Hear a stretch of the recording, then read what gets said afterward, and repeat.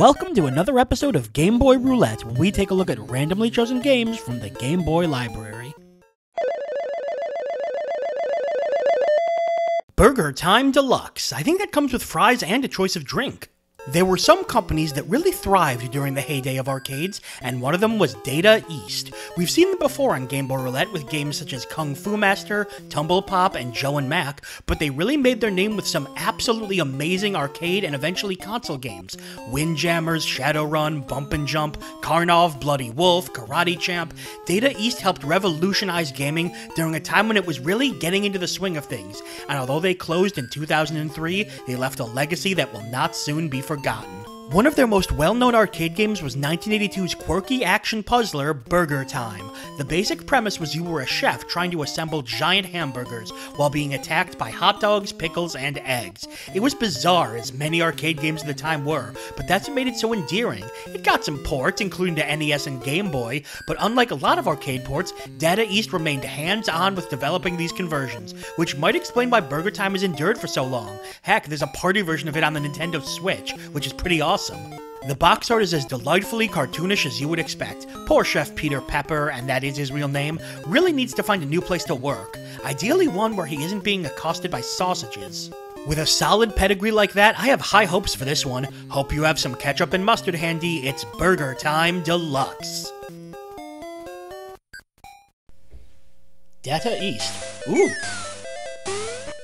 Aho. That was lovely. BurgerTime Deluxe. What a fun little intro. I love when Game Boy games have those fun intros. A lot of them just dump you straight to the title screen. Oh, and this music is... Oh, I have high hopes for this. One player game, let's go. Go, go. No, not Nuttin' Donut. Can we talk about that title? It certainly looks like Burger Time. Go, Chef Peter. Oh, the sausage. So the way it works is when you knock something down, it can either crush an enemy and knock everything else down a level. So like, I'm knocking this down, and it's going to knock the beef patty down. And the goal is just to make 4 burgers. What? What was that? What did I do? What is this up here? Oh, just points. It's playing about the same as Burger Time always has, including in arcades. Like, I'll admit, I am no Burger Time expert. I think I've played it like once or twice. Wait a sec. Oh! Oh, man, if you look, if you walk over only half of it, it actually shows you what you've walked over. That's pretty cool. What did I just get? I have 7 of something. Oh! Freeze powder. Salt. It's something. I don't know. Oh, we're so close. Burger. Burger. Uh-oh. Oh! And... Boing, boing, boing. One of the funny things about arcade games like this is that if you look, movement is actually really quite slow. But because everything's kind of slow, it still remains pretty exciting. What? Oh god, there's one more level. I'm an idiot. I'm being accosted by the sausage. Burger! So in general, the idea is to just, you know, start at the very top and work your way down. Because that way, all your pieces will, knock the other ones down. You've been salted, son. Boom. Also, Area 1.3, so I would imagine there's a whole lot of levels. Wait, does that mean there's gonna be Burger Time bosses? Oh, I thought I could sneak under the... I think that's a tomato? Or perhaps a pickle? There seem to be only 2 types of enemies. As I recall, the original arcade had 3 types. Which really, I mean, that's the nitpickiest of nitpicks, but... I mean, I'm only a couple minutes in, but it's a pretty dang competent arcade port. No, I ran out of salt! Oh, and it starts you where you were. We win. Password. Egg, sausage, me. Cutscene.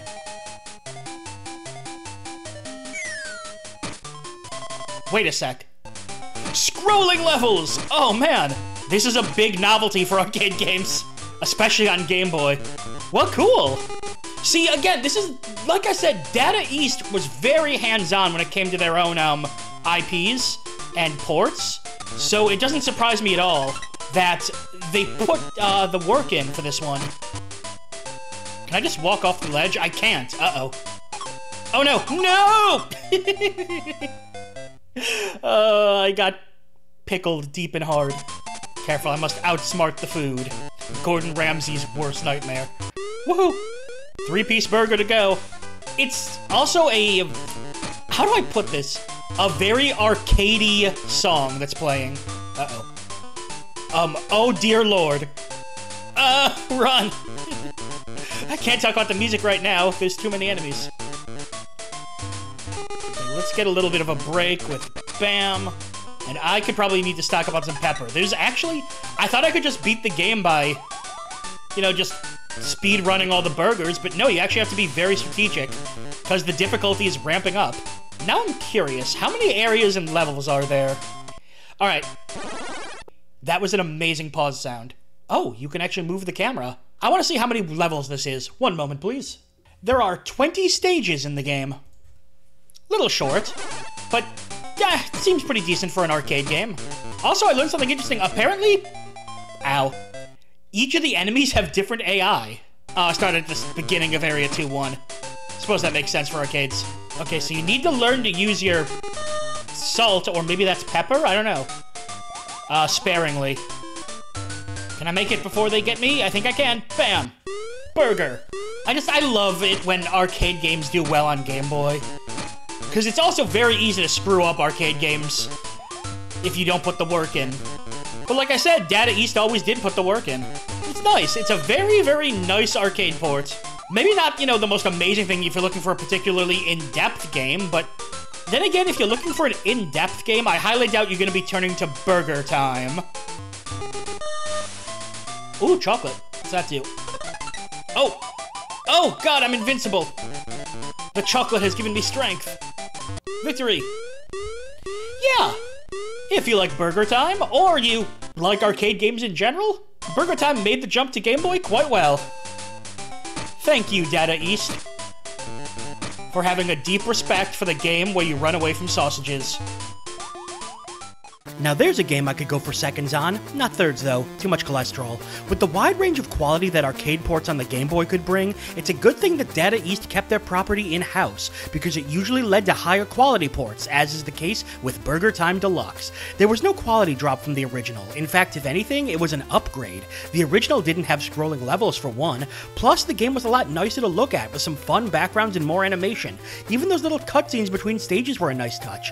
It's rare that the Game Boy version is an upgrade to the NES and arcade games, but that's exactly what BurgerTime Deluxe felt like. That said, the game does have one setback, the length. At only 20 stages, this is about as short of a Game Boy game as you're gonna get, and with stages playing fairly similarly, I could see getting bored with it quickly. So while it is enjoyable, it's also very much going for the arcade experience.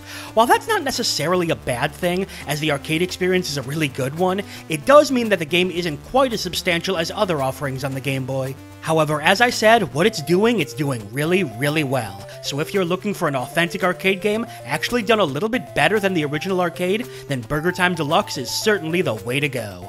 But now I gotta check out the Nintendo Switch version. I wonder if the sausages there are as aggressive, and that's a sentence I don't say too often. And that's all for another episode of Game Boy Roulette. Make sure to subscribe so you can follow the series as we continue to dig through the Game Boy vault. I'm BrianJ, and I'll see you next time.